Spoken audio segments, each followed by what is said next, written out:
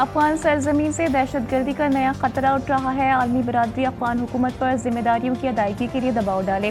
Turkmenistan میں عالمی امن اور سیکیورٹی فورم سے خطاب میں وزیر اعظم شہباز شریف نے کہا کہ تنازعات کا پرامن حل پاکستان کی خارجہ پالیسی کا بنیادی ستون ہے۔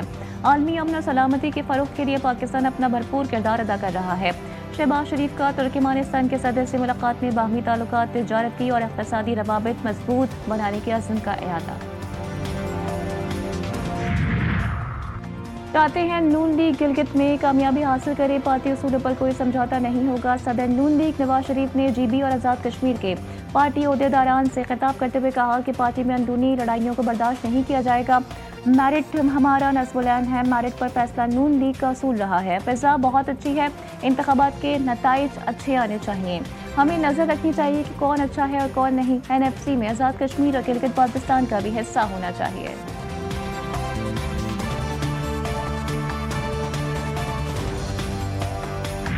پاکستان پیٹرولیم ڈیلرز کی ہٹ دھرمی جاری، مارجن میں مزید اضافے کے لیے حکومت کو 10 روز کی مہلت، بصورت دیگر پمپ بند کرنے کی دھمکی۔ چیئرمین پاکستان پیٹرولیم ڈیلرز ایسوسی ایشن کے مطابق وہ حکومت کے دیے گئے مارجن کو مسترد کرتے ہیں۔ حکومت سے 8% مارجن مانگا تھا، اس کے بغیر کام کرنا ممکن نہیں۔ 10 روز سے حکومت نے ڈیلر مارجن 8% نہ کیا تو پمپ بند کر دیں گے۔ مارجن میں اضافے سے پیٹرول اور ڈیزل کی قیمت میں مزید اضافہ ہو جائے گا۔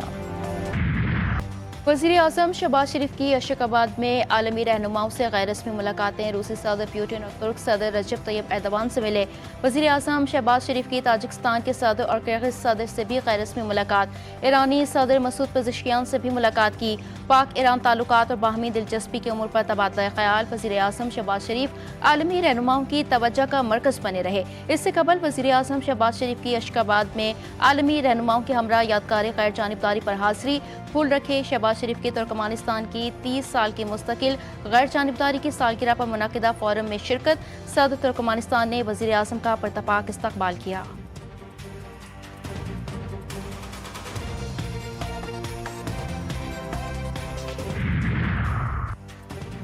فیض حمید سے متعلق فیصلہ تاریخی ہے۔ وفاقی وزیر پارلیمانی امور طارق فضل چودھری کہتے ہیں کہ فوج کی تاریخ میں پہلے کبھی ایسی مثال نہیں ملی کہ اس میرٹ پر 15 ماہ تک چلا اور صفائی کا پورا موقع دیا گیا۔ فیض حمید نے ریاستی عہدے کو ذاتی مفاد کے لیے استعمال کیا۔ غیر آئینی اقدام سے ملک سیاسی بحران سے دوچار ہوا۔ فیض حمید نے طاقت کا استعمال کر کے حکومتوں کو گرایا اور بنایا۔ عدالتی فیصلے سے ثابت ہو گیا کہ کوئی بھی قانون سے بالاتر نہیں۔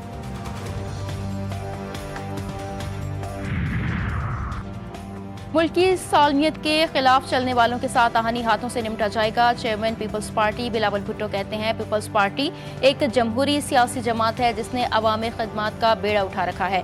بلاول بھٹو سے گورنر پنجاب سردار سلیم کی ملاقات، پنجاب کی سیاسی صورتحال پر تفصیلی تبادلہ خیال کیا گیا۔ گورنر پنجاب نے کہا بلاول بھٹو زرداری کے آنے سے پارٹی جیالے تازہ دم ہو گئے۔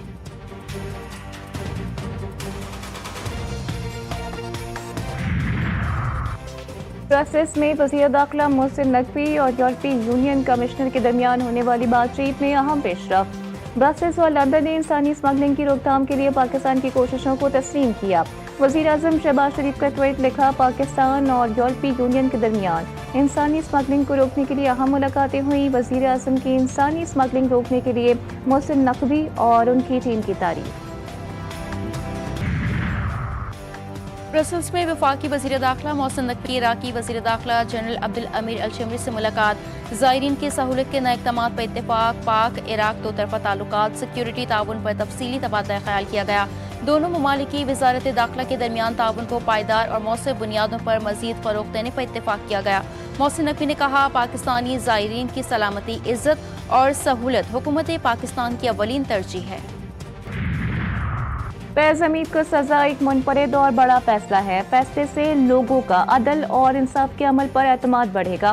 ایم کیو ایم رہنما ڈاکٹر فاروق ستار کہتے ہیں کہ پہلی مرتبہ کسی کلیدی عہدے پر فائز سرکاری اہلکار کے اختیارات کے ناجائز استعمال میں انصاف کا عمل پورا ہوا۔ فیض حمید کے خلاف سزا ملک میں کڑے اور سخت احتساب کی بنیاد پئی رکھے گی۔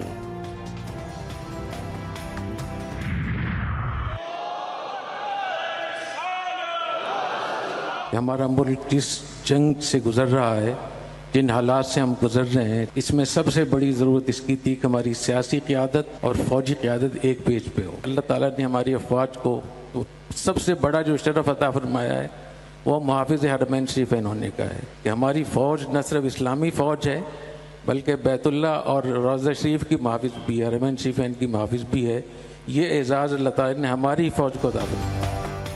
कन्वेंशन सेंटर इस्लामाबाद में कौमी उलमा मशाइख कॉन्फ्रेंस का इनेकाद। मुख्तलिफ मकातिब फ़िक्र के उलमा ने अपने ख़यालात का इजहार किया। मुफ्ती अब्दुल रहीम का पाक फ़ौज से मुकम्मल इजहार यकजहती, अस्करी क़यादत को ज़बरदस्त ख़राज तहसीन पेश किया। सरबराह जामिया रशीद का कहना था कि हमारा मुल्क जिस जंगी हालात से गुजर रहा है इसमें सबसे बड़ी ज़रूरत यह है कि सियासी क़यादत और फ़ौजी क़यादत यकजा हो। सियासी और अस्करी क़यादत जिस तरीके से इकट्ठे होकर चल रहे हैं यही हमारा आइन, दीन और हमारी शरीयत है।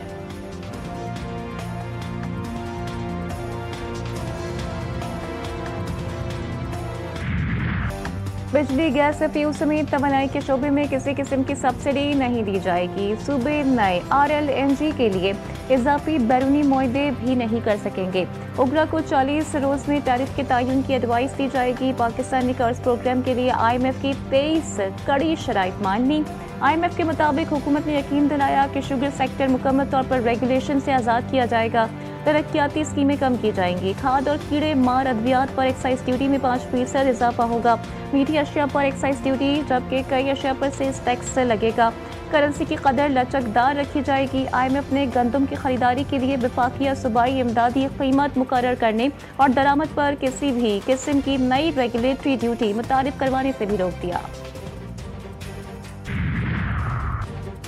आलमी बैंक ने पाकिस्तान के लिए $40 करोड़ फाइनेंसिंग की मंजूरी दे दी। रकम पानी, सफाई और बुनियादी हिफ्ज़ान सेहत के मंसूबों के लिए इस्तेमाल होगी। वर्ल्ड बैंक के मुताबिक रकम से पंजाब में शहरी इंतजामिया की इदारा जाती और माली कारकर्दगी बेहतर बनाने में मदद मिलेगी। PICP प्रोग्राम पंजाब के 16 शहरों में शुरू किया जाएगा। फी तोला सोने की कीमत में मुल्क की तारीख में तीसरा बड़ा इजाफा। पाकिस्तान में फी तोला सोना 10,700 रुपये महंगा। फी तोला कीमत बढ़कर $4,04,262 रुपये हो गई। आलमी मार्केट में फी उन सोना $174 बढ़ गया।